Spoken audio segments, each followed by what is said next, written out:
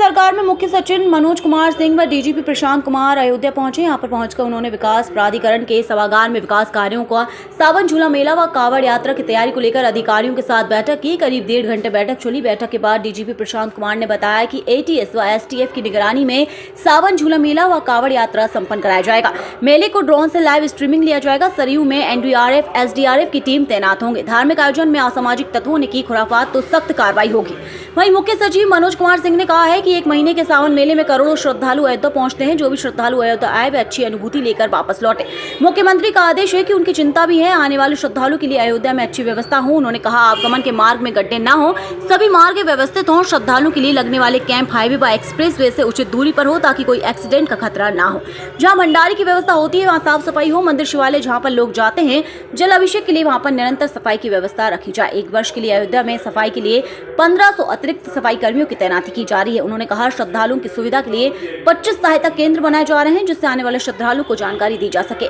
चिकित्सा कैंप लगाए जाएंगे। वहां पर दवाओं के साथ ऑक्सीजन की भी व्यवस्था हो। फिसलन वाली जगह पर कारपेट का इस्तेमाल किया जाए। बता दें कि सावन झूला मेला व कावड़ यात्रा को लेकर मुख्य सचिव मनोज कुमार सिंह व डीजीपी प्रशांत कुमार ने अयोध्या मंडल, बस्ती मंडल व देवीपाटन मंडल के अधिकारियों के साथ बैठक की। मेला और सावन झूला का जो मेला यहाँ पे आयोजित होता है, इसमें लाखों और एक दिन में लाखों और महीने भर के अंतराल में करोड़ों श्रद्धालु भाग लेने के लिए यहाँ पर आते हैं। ये जो भी व्यवस्थाएं बाकी विभागों के साथ मिलकर की जा रही हैं, इन सब का एक ही उद्देश्य और एक ही ध्येय है कि जो भी श्रद्धालु इसमें आ रहे हैं वो एक अच्छा अनुभव के साथ इसको संपन्न करें और फिर वापस लौटें एक अच्छी अनुभूति के साथ। माननीय मुख्यमंत्री जी की चिंता इस पे बनी हुई है कि जो भी ये आयोजन होने वाले हैं उनमें किसी भी तरह का विघ्न नहीं हो और हर तरह की अवस्थापना सुविधाएं समय से पहले पूरी हों। इसीलिए शासन पूरी तरह से कटिबद्ध है और इस बात के लिए लगातार मॉनिटरिंग भी कर रहा है कि जितने भी आवागमन के लिए मार्ग हैं उनमें गड्ढे न हों, व्यवस्थित हों। रास्ते में आने वाले श्रद्धालुओं के लिए जो कैंप लगाए जाते हैं वो एक्सप्रेसवे या हाईवे से उचित दूरी पे लगाए जाएं ताकि कोई एक्सीडेंट का खतरा न हो। जो भी भंडारे लगते हैं वहाँ पे साफ़ सफाई की अच्छी व्यवस्था हो। जो वे साइड अम्यूनिटीज़ तैयार की जाती हैं आने के लिए, महिला के लिए, पुरुष के लिए वो अलग अलग, और वहाँ पे सफाई की निरंतर व्यवस्था बनाई रखी जाए। मंदिर शिवालय जहाँ पे लोग जाते हैं जलाभिषेक के लिए, वहाँ पे निरंतर सफाई की व्यवस्था रखी जाए। और इसी दृष्टिकोण से अयोध्या में लगभग 1500 अतिरिक्त सफाई कर्मी और उनको पूरे साल के लिए सैंक्शन किया जा रहा है कि वो लगातार यहाँ पे एक सफाई की व्यवस्था बना के रखें। कुछ स्थानों पे जहाँ चढ़ाई है और उतरने के लिए वहाँ फिसलन की स्थिति न बने, इसके लिए मैट का इस्तेमाल किया जाए और लगातार वहाँ पे सफाई करते रहें ताकि आने वाले श्रद्धालु को दिक्कत नहीं हो। तो इसी संबंध में 3-4 मंडल के लोग थे यहाँ पे और सभी ज़िले के जिलाधिकारी ऑनलाइन भी जुड़े हुए थे। तो उनको ये बताया गया भीड़ को नियंत्रित करने के लिए आवश्यकता अनुसार कंपार्टमेंट्स रखे जाएं और कंपार्टमेंट बनाने के लिए कोलैप्सिबल बैरियर या सड़क के जो बैरियर हैं उनका इस्तेमाल किया जाए। इन्हें ये भी बताया गया है कि 2 लेवल के व्हाट्सएप ग्रुप बनाए जाएं, एक सीनियर ऑफिसर्स के और एक नीचे कटिंग एज लेवल पे, और आसपास के ज़िले निरंतर एक दूसरे से उसके माध्यम से संपर्क में रहें ताकि अगर यहाँ पे ज़्यादा क्राउड है तो कहीं और से जो आ रहा है उसको समय से रेगुलेट कर सकें। ये भी स्थानीय प्रशासन को बताया गया है कि श्रद्धालु जो बाहर से आ रहे हैं, ट्रैक्टर ट्रॉली पे ज़्यादा लोग आते हैं, तो उनको यथा नज़दीक, मतलब जितना नज़दीक वो शहर के और मंदिरों के आने दिया जा सकता है वहाँ पर उनकी पार्किंग कराएं। ऐसा ना हो कि 5 किलोमीटर 10 किलोमीटर दूर पार्किंग कर दी और उनको मंदिर तक पहुँचने में दिक्कत हो रही है। इसके साथ ही ये भी बताया गया है कि नदी में जो चिन्हित स्थल हैं, जो बैरिकेडेड जगह हैं, जो फ्लोटिंग जेटी के सहारे भी बनाए गए हैं, तो जो नियत स्थान है वहीं पे स्नान करें लोग। इस बात के लिए लोगों को लगातार पब्लिक एड्रेस सिस्टम के द्वारा आगाह किया जाए और उसके अतिरिक्त वहाँ पे एसडीआरएफ और गोताखोर भी वहाँ पे तैनात रहेंगे।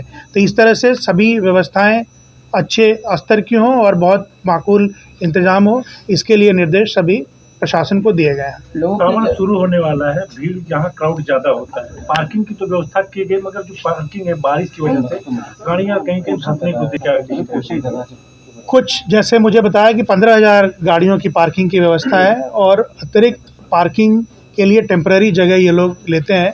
तो 2 तरह की व्यवस्थाएँ सुझाई गई है। एक तो वो लैंड एक्वायर करने के लिए जो प्राइवेट पार्किंग है वो टाइम टेकिंग होगा, वो अभी इन दिनों में नहीं हो पाएगा। लेकिन ये बताया गया है डीएम्स और एसएसपी को कि आप एक राउंड जाकर इन साइट्स को मौके पर देख लीजिए और जहाँ किसी पार्किंग में आपको ऐसा लगता है कि वहाँ बारिश की वजह से दलदल की स्थिति बनेगी, तो वहाँ पे बालू या ईंट वगैरह या छाई वगैरह डालकर और उसको व्यवस्था बनाएं। ये भी कहा गया है कि क्रूशियल जगहों पे क्रेन और हाइड्रा की व्यवस्था रखी जाए ताकि पार्किंग में अगर कोई फंस गया तो उसको भी निकाला जाए। एक तो फंसने की स्थिति बननी नहीं चाहिए, उसकी तैयारी होनी चाहिए। लेकिन अगर कहीं इस तरह की गाड़ी फंस जाती है या ट्रैफिक में कोई व्यवधान होता है तो क्रेन आदि की व्यवस्था होनी चाहिए ताकि उसको तुरंत हल किया जा सके। सर, जिस तरीके से खाते हैं वो किसी अफोर्ड नहीं कर सकते, किसी होटल में जाएं, ऐसी जगह पे जाएं, तो उनके लिए किस तरीके की ये नव्य अयोध्या है, किस तरीके की व्यवस्था की जाएगी? लकड़ी या केरोसिन या क्या, किस तरीके की? देखिए, जो यहाँ पे ज़्यादातर लोग आते हैं वो जिस दिन आते हैं उसी दिन वापस भी जाते हैं। 80-90% इस तरह के श्रद्धालु होते हैं। और ये आपकी बात सही है कि कई श्रद्धालु आते हैं तो अपना खाना यहाँ पर खुद बनाते हैं, लेकिन वो अपना खाना बनाने की व्यवस्था लेकर चलते हैं अपने ट्रैक्टर के साथ, और वो नियत स्थान है जहाँ पर वो अपना खाना बनाते हैं और फिर खाना खाते हैं। तो हमारी तरफ से ये निर्देश जिला प्रशासन को हैं कि एक तो रेस्टोरेंट वगैरह भी रीज़नेबल चार्ज करें, दूसरा जो श्रद्धालु अपना खाना बनाते हैं उनके लिए स्थान नियत है, वहाँ पर उनको फैसिलिटेट किया जाए। साफ़ पानी की वहाँ व्यवस्था होनी चाहिए और शेड वगैरह की व्यवस्था होनी चाहिए ताकि अगर बारिश का आसार बनता है तो उसमें भी उन्हें तकलीफ़ ना हो और अपना वो खाना समय से और सही तरीके से बना सकें। Thank you. 4 जून के बाद से सर अयोध्या जी को लेकर सोशल मीडिया और तमाम जगहों पर बताया जा रहा है, अयोध्या जी को बदनाम करने की बात चल रही है, गड्ढे दिखाए जा रहे हैं, गलत वीडियो पोस्ट किया जा रहा है, तो इसको लेकर सर किस तरीके से इन सब चीज़ों को इस पे हम लोगों ने 6 समीक्षा बैठक को लेकर क्या जो है उसके पीछे को लिए है उसके आगे सावन महीने के दौरान जो कांवड़ चलती है और उसके अतिरिक्त जो यहाँ श्रावण झूला मेला आयोजन अयोध्या में होता है, इस संबंध में जो अंतर्विभागीय समन्वय के लिए सचिव महोदय और मैं स्वयं लोग लखनऊ से आए हैं।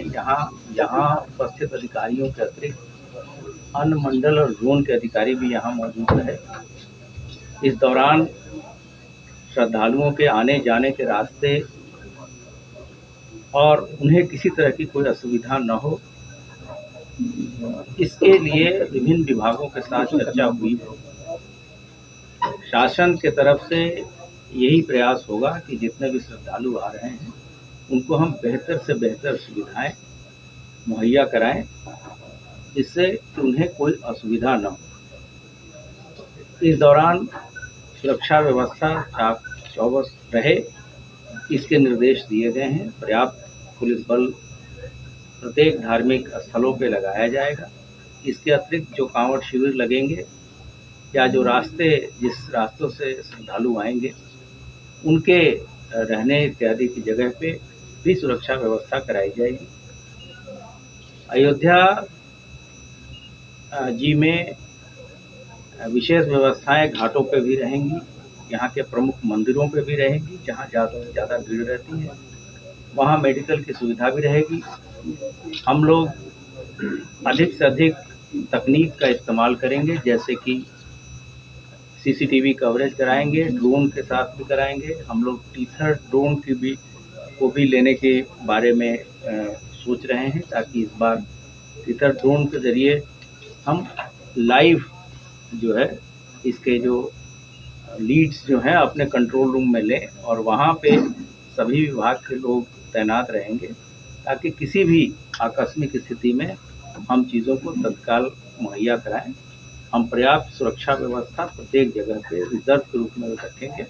हमारे अन्य जो विभाग के जैसे ATS है, STF है, इनके लोग भी यहाँ आज मौजूद थे, उनके द्वारा भी अपना डिप्लॉयमेंट किया जाएगा जल मार्ग में किसी तरह की कोई घटना दुर्घटना न हो, इसके लिए SDRF NDRF की टीम भी ली गई है। स्थानीय जो गोताखोर हैं और स्थानीय नाविकों का भी साथ लिया जाए।